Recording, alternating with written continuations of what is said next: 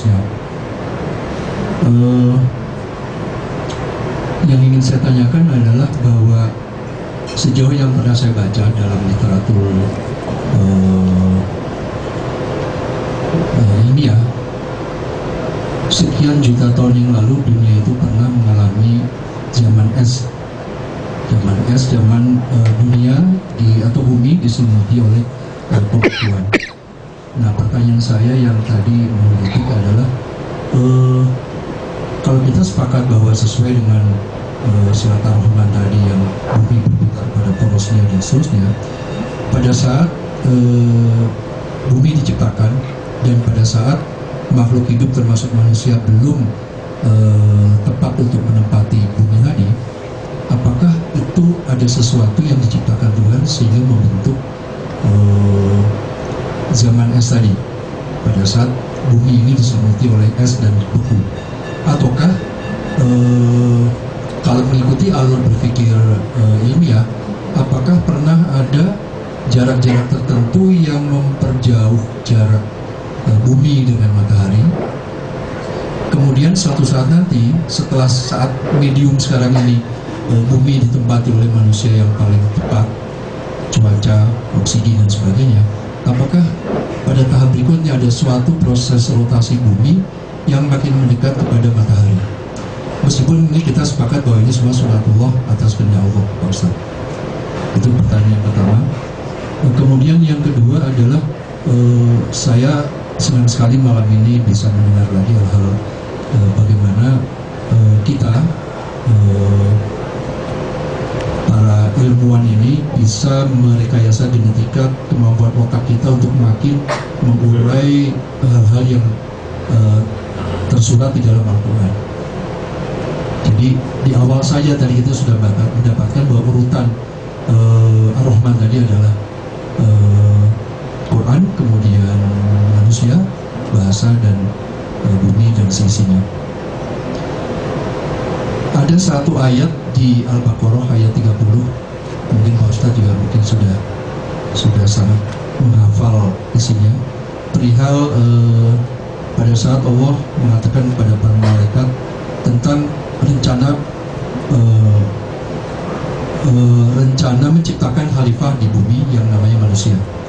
Kemudian kalau tidak salah para malaikat menjawab bahwa kenapa engkau ciptakan makhluk yang saling membunuh kemudian merusak bumi ini, sementara kami yang sudah bertasbih dan seterusnya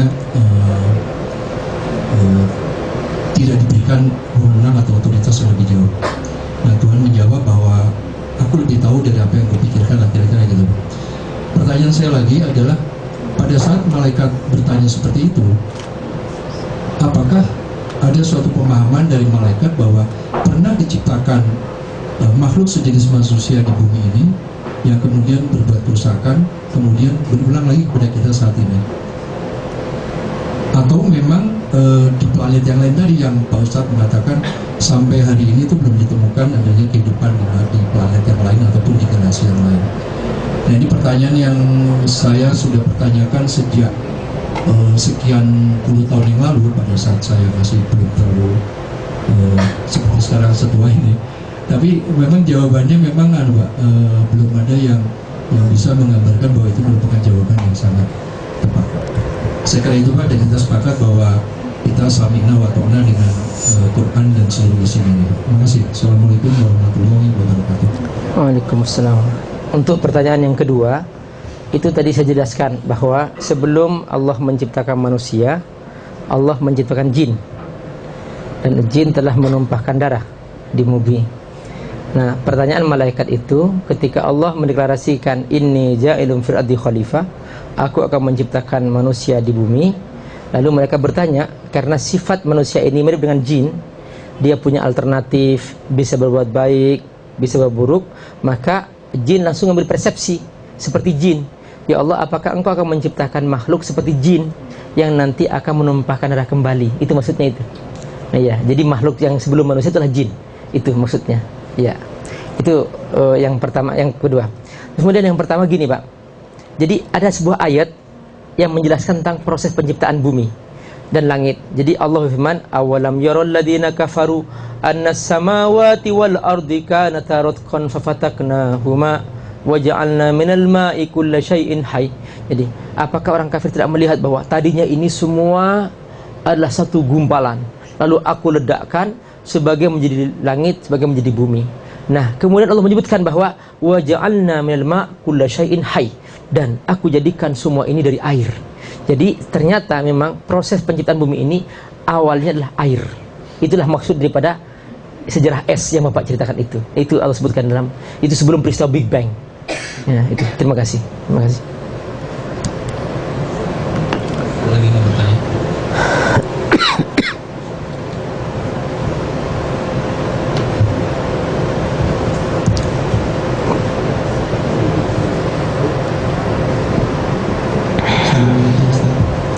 Assalamualaikum. Saya mau nanya mengenai ayat ke-8 dari surat Al-Qur'an. Di sana dikatakan supaya kamu jangan melampaui batas tentang mereka itu. Kata melampaui batas di sini itu berarti ada tak Fil mizan, Allah tatghaw fil mizan. yang kata Togong ini ketika saya mendengarkan yang terpikir adalah salah satu tokoh wayang di Kurawan itu Ada togok, ya. Iya, ada namanya togok, ya. sama kata Togut. Nah, di sini apa ada hubungannya, Ustaz? Terima kasih. Iya. Terima kasih. Jadi dalam bahasa Arab tagha yatgha artinya melampaui batas. Ketika air di zaman Nabi Nuh melampaui batas, disebut oleh Allah, inna lamma taghal ma'u hamalnakum fil jariyah. Ketika air sudah melampaui batas, muncul dari bumi, turun dari langit, sampai semua air menenggelamkan gunung. Ketika itu disebut tagha, sudah tidak normal lagi hidup, maka Allah membawa perawan Nabi Nuh, disebut tagha. Jadi tagha itu gini Pak, Bu Rahmatullah, saya akan kasih contoh ya gini. Ini di depan saya ini ada sebuah garis lurus. Nah, garis lurus ini disebut Shiratal Mustaqim. Nah, ketika saya ikut Shiratal Mustaqim disebut istiqomah. Ketika saya keluar dari Shiratal Mustaqim disebut tagha, melampaui batas. Nah, ketika saya balik lagi bertobat kepada Allah, istiqomah lagi. Ketika saya keluar lagi, tagha lagi. Ketika tidak balik-balik, taghut. Jadi taghut. Ketika hidup di luar Shiratal Mustaqim berarti menjadi taghut. Nah, dalam istilah pewayangan itu dipakai istilah togok. Togok itu memang simbol dari kejahatan yang dipakai oleh dalam dunia pewayangan. Itu masih satu istilah yang dipakai oleh mereka, dan kayaknya itu diambil dari istilah tagha. Ya, itu simbol kejahatan, simbol keburukan. Yaitu orang-orang yang tidak ikut Shiratal Mustaqim dan hidup di luar Shiratal Mustaqim. Nah, Shiratal Mustaqim ini adalah jalan ke surga. Nah, makanya kita berdoa, ihdinas Shiratal Mustaqim. Itu. Keluar tagha. Tidak balik-balik taghut. Itu dia. Jadi sudah hidup bergelimang dosa. Itulah manusia-manusia taghut. Ya, terima kasih. Ya. Lagi mau bertanya?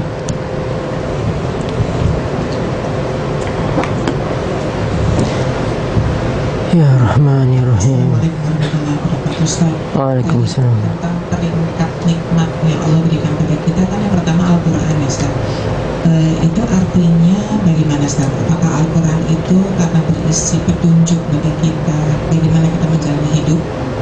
Jadi kita diciptakan Allah, kemudian Allah memberikan sekaligus Al-Quran untuk kita jadikan berisi petunjuk di situ. Artinya itu pertama. Kemudian bagaimana kita menyikapi Al-Quran ini, karena kita tahu bahwa ini adalah peringkat yang tertinggi. Terima kasih. Al-Quran adalah panduan. Dengannya manusia menjadi manusia. Kalau tanpa Al-Quran, maka dia hanya casingnya manusia, tapi tidak menjadi manusia. Itu dia. Karena itu oleh Allah, karena ini yang paling menentukan berharga tidaknya kita sebagai manusia, maka Allah sebutkan ranking pertama. Jadi dia inilah yang menentukan apakah manusia ini menjadi makhluk berharga atau tidak dari kualitasnya dia bersungguh-sungguh ikut Al-Quran. Maka dengan Al-Quran dia seperti ikut di bawah cahaya. Makanya dikatakan Al-Quran ini cahaya. Nih Bu, Pak, rahmatullah, perhatikan.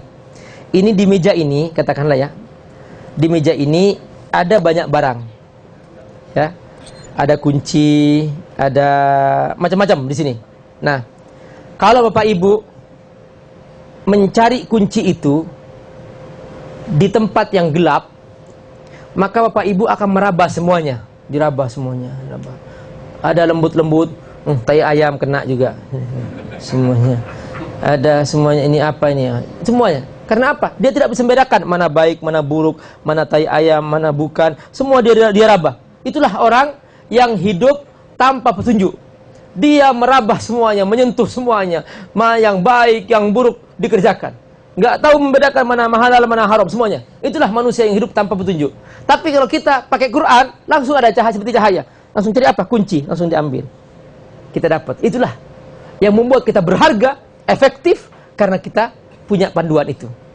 Nah, orang yang tidak punya panduan, dia bingung, Pak. Albert Einstein, dia mencari Tuhan. Mencari Tuhan. Bertahun-tahun dia mencari Tuhan. Dia akhirnya apa? Setelah di puncak dia mencari Tuhan, dia sudah terbentur kepalanya di sebuah pohon, lalu kemudian dia mengatakan, there is a power beyond the universe. There is a power beyond the universe. Lalu dia mati seperti itu. Dia mengatakan bahwa ada kekuatan di luar alam ini. Ada kekuatan, tapi dia tidak tahu apa itu. Dia tidak tahu. Itulah orang mencari. Tapi kalau kita sudah dapat Quran, kita tahu, oh ini dunia hanya sementara, tujuannya akhirat. Berarti dunia ini bukan tujuan. Oh iya, dunia bukan tujuan berarti. Kalau bukan tujuan, mengapa aku habiskan waktu untuk dunia? Oh iya, kalau begitu gimana? Berarti aku harus siap-siap pindah ke akhirat. Oh kalau begitu, kita perbanyak amal soleh. Kenapa? Karena yang berlaku di akhirat adalah amal soleh. Oh gitu. Kalau begitu, ayo perbanyak amal soleh. Maka dia tahu tujuannya kemana? Amal akhirat. Bekalnya apa? Amal soleh. Maka dia selama di dunia beramal soleh. Berarti dunia ini hanya apa? Keperluan. Keperluan seperti apa? Seperti WC di rumah kita. Bapak Ibu tahu? WC coba. Tujuan atau keperluan? Mohon diingat. Coba jawab. WC di rumah kita. Keperluan atau tujuan? Ada nggak orang masuk rumah langsung ke WC nggak keluar-keluar? Nggak ada kan? Jadi berarti dunia ini seperti WC. Ya. Kalau ada orang ngompet ngurus dunia 24 jam, berarti seperti ngompet di mana?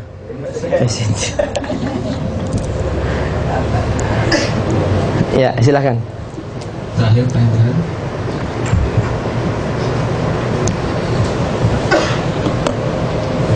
Terima kasih atas kesempatannya, Ustaz. Pertanyaan saya singkat saja. Surat Ar-Rahman ini sering disebut sebagai membelainya Al-Quran. Itu maksudnya bagaimana ya? Sebut apa? Membelainya Al-Quran. Membelai. Bukan pengantinnya Al-Quran sih ada. Mempelai. Ya. Oh. Ini ada Ustaz. Di mana coba hadisnya?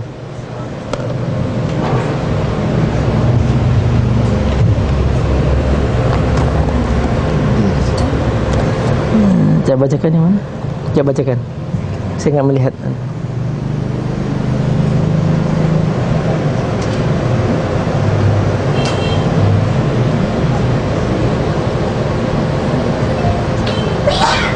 Bersumber dari Ali bin Abi Thalib radhiyallahu anhu. Rasulullah SAW bersabda, sesungguhnya segala sesuatu mempunyai mempelai, dan mempelai Al-Quran adalah surat Ar-Rahman.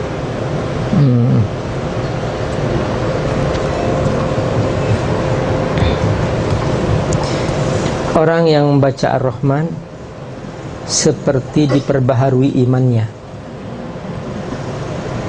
Jadi dia seperti pengantin baru lagi. Makanya Pak Rifmullah, saya itu punya pengalaman. Setiap hari Jumat saya selalu mengimami sholat Jumat dan selalu baca Ar-Rahman. Dan selalu orang menangis. Dan setiap selesai sholat itu ada 10 atau 20 orang itu yang mengekspresikan, mengatakan, Pak Ustadz, saya nggak tahu kenapa saya kok menangis. Selalu bercerita seperti itu. Jadi memang benar. Barakallah. Jadi memang di situ jadi seperti diperbaharui. Seperti pengantin baru lagi. Gitu. Jadi, itu salah satu rahasianya dan itu makna daripada hadis itu. Nah, karena memang di dalamnya kenapa? Karena di dalamnya diingatkan kita tentang nikmat-nikmat Allah. Allah mengajarkan, nih tahu, aku ciptakan ini, masih kurang apa sih kamu? Aja, Pak. Masa kamu malas sih mentaati aku? Aku sudah bikin, aku ciptakan kamu, aku sediakan kebutuhan kamu. Masa kamu nggak mau patuh kepada aku sih? Coba, ayo kamu pikir. Maka dia terpanggil, tergugah. فَبِأَيِّ آلَاءِ رَبِّكُمَا تُكَذِّبَانِ خَلَقَ الْإِنسَانَ مِنْ صَلْصَالٍ كَالْفَخَّارِ وَخَلَقَ الْجَانَّ مِنْ مَارِجٍ مِنْ نَارٍ فَبِأَيِّ آلَاءِ رَبِّكُمَا تُكَذِّبَانِ رَبُّ الْمَشْرِقَيْنِ وَرَبُّ الْمَغْرِبَيْنِ فَبِأَيِّ آلَاءِ رَبِّكُمَا تُكَذِّبَانِ. Aku ciptakan matahari, aku terbitkan dari timur, aku terangkan di barat. Masa kamu nggak berpikir? Kamu lupa kepada aku, itu aku yang ngurus. Masih kurang apa aku kepadamu? Masa kau pikir-pikir? Kau mikir-mikir ikut aku? Kau masih keberatan membaca Al-Quran yang kuturunkan? Kau merasa tidak bersungguh-sungguh mentaati aku? Kau merasa keberatan untuk bangun untuk aku? Sholat untuk aku? Kau berkeberatan? Kenapa? Apa kekurangan aku? Allah terus menggugah di sini. Fabi'ayyi ala'i rabbikuma tukadziban. Sampai 31 kali Allah mengulang-ulang itu.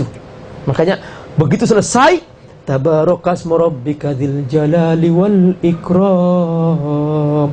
Langsung dia seperti baru kembali. Makanya itu jin saja langsung tergugah, dia beriman kepada Allah dan Rasulnya, kepada Al-Quran juga beriman.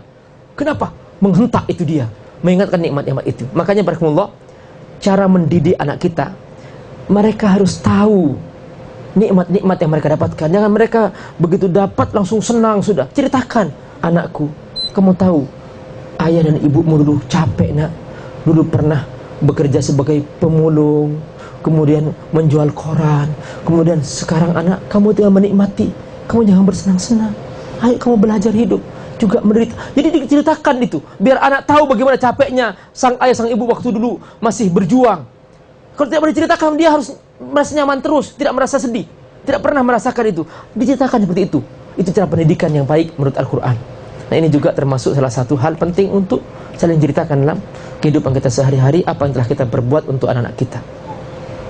Saya masih teringat, barakallahu, Bapak Ibu tahu pemilik PT Honda di Jepang itu omsetnya setiap tahun 800 juta dolar. Dia ternyata mengajari anaknya bukan dengan kesenangan. Anaknya disuruh bekerja di bengkel dari nol. Kamu bekerja nak, jangan menikmati semua ini, bekerja dari nol.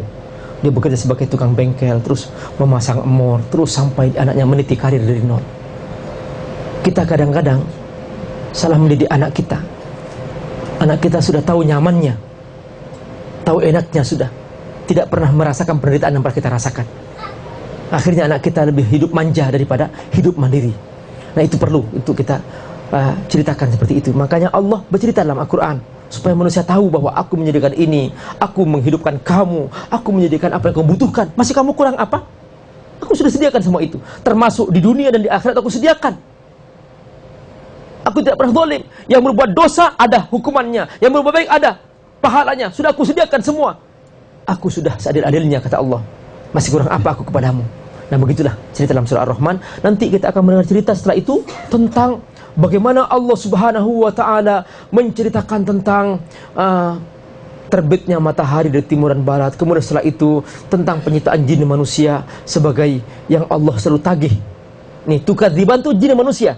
Fabi ayyi ala'i rabbikuma tukadziban. Engkau berdua, yaitu jin dan manusia. Karena nanti akan Allah hisab dua, jin dan manusia. Itu berarti ada jin yang masuk neraka, ada jin yang masuk surga. Sama, manusia juga begitu. Ada jin masuk, ada manusia masuk neraka, ada manusia masuk surga. Karena ini akan dihisab oleh Allah Subhanahu wa taala. Makanya Allah menyebut dua hal itu. Engkau berdua, yaitu jin dan manusia. Makanya surat Ar-Rahman ini khusus untuk jin dan manusia. Yang Allah khusus untuk digembleng dan dilatih, diingatkan, digugah sampai mereka sadar kembali kepada Allah Subhanahu wa taala. Terima kasih. Ustaz, di untuk kajian Ya, barakallah. Bacalah istighfar. Astaghfirullahaladzim. Astaghfirullahaladzim. Astaghfirullahaladzim.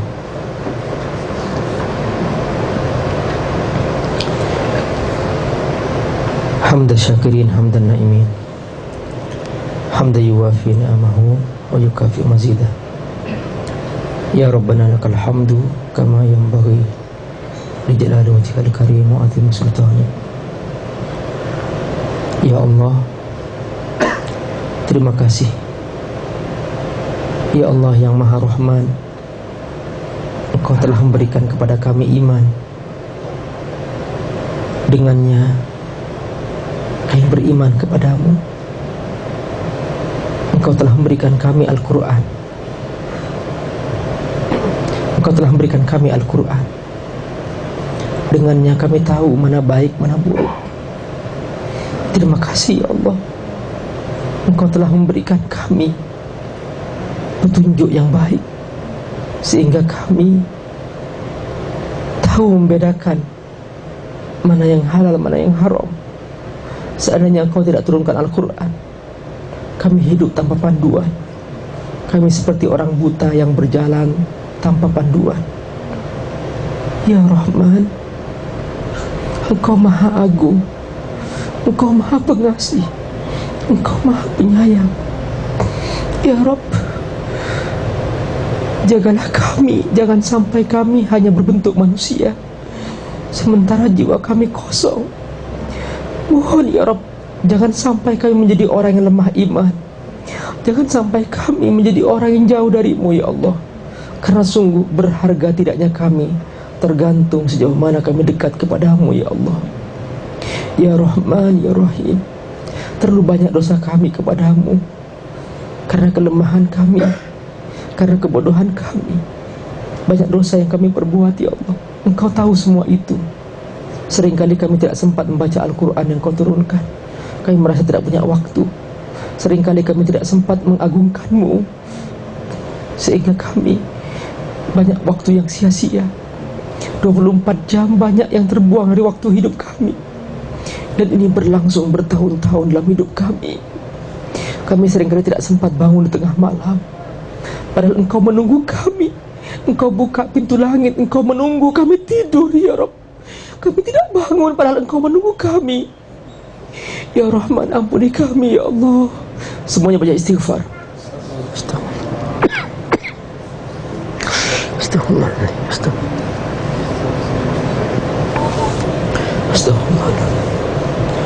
Semuanya ingat berapa banyak nikmat Allah yang sudah diberikan.